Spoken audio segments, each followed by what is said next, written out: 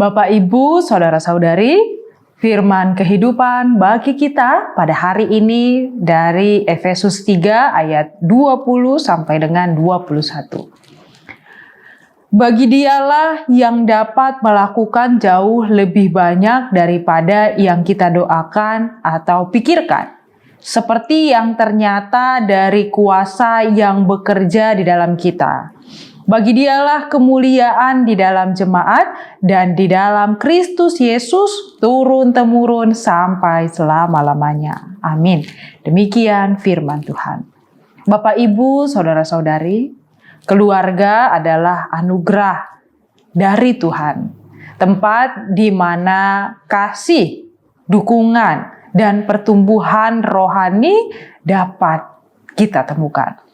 Namun, seringkali kita menghadapi tantangan dan merasakan kewalahan dan kehilangan hal yang demikian di tengah-tengah keluarga. Namun Efesus 3 ayat 20 sampai 21 memberikan pengharapan dan kekuatan bagi kita. Ia mengatakan, bagi Dialah yang dapat melakukan jauh lebih banyak daripada yang kita doakan atau pikirkan, seperti yang ternyata dari kuasa yang bekerja di dalam kita. Bagi Dialah kemuliaan di dalam jemaat dan di dalam Kristus Yesus turun-temurun sampai selama-lamanya. Makna ayat ini dalam kehidupan kita di tengah-tengah keluarga, yaitu kita diingatkan bahwa ada kuasa Allah yang melampaui ketakutan atau pikiran kita. Seringkali saat kita mendoakan keluarga kita membatasi Tuhan pada apa yang kita anggap mungkin saja Ia bisa lakukan. Kita berdoa untuk anak-anak sehat, untuk keuangan agar berlimpah cukup, atau untuk hubungan di tengah-tengah keluarga membaik.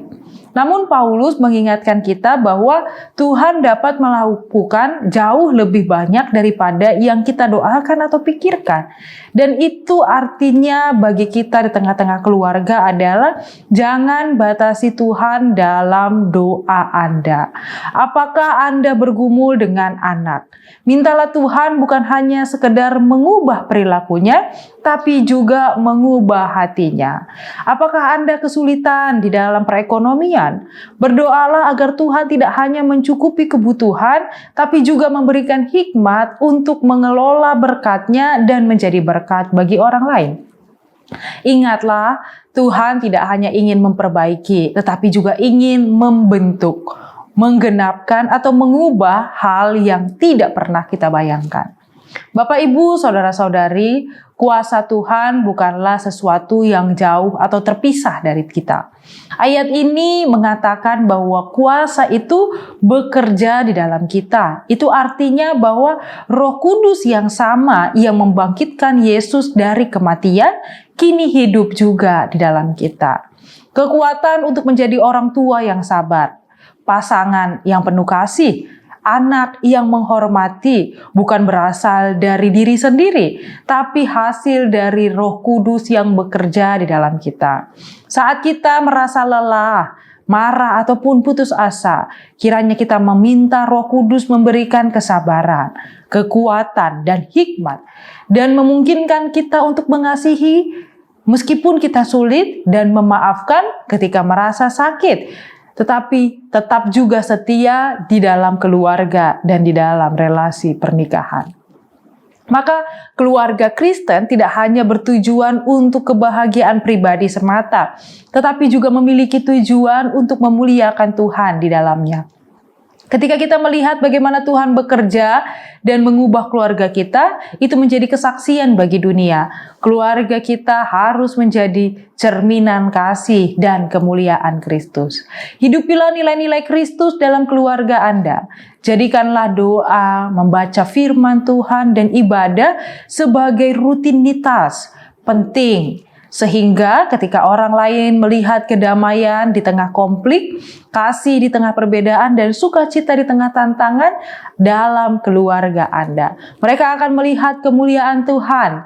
Ini adalah kesaksian yang paling kuat. Keluarga yang memuliakan Tuhan akan diberkati tidak hanya dalam satu generasi, tetapi secara turun-temurun. Hari ini firman Tuhan memberikan kita pengingat bahwa Tuhan kita adalah Tuhan yang mampu melampaui segala sesuatu. Dia tidak hanya mendengarkan doa-doa kita, tapi Dia juga membentuk dan memberikan yang terbaik kepada kita. Dan yang paling luar biasa, Dia memberikan kuasanya untuk bekerja di dalam diri kita agar semuanya boleh sesuai dengan kebaikan. Kiranya Tuhan menguatkan kita untuk tetap setia kepadanya. Amin, kita berdoa. Terima kasih Tuhan untuk firman kehidupan yang boleh kami dengar pada hari ini, dan Engkau mengingatkan kami begitu besar senantiasa dan kebaikan-Mu. Ya Tuhan Allah, kiranya pada hari ini, pada awal kami boleh memulai hari kami mengingat kasih setia-Mu, dan itu menguatkan kami juga untuk melalui hari ini di dalam doa dan kesetiaan kepada-Mu. Terima kasih Tuhan, kami serahkan hidup kami hanya di dalam nama anak-Mu, Tuhan Yesus Kristus kami berdoa. Amin. Anugerah dari Tuhan kita Yesus Kristus, kasih setia Allah Bapa dan persekutuan Roh Kudus menyertai kamu sekalian. Amin.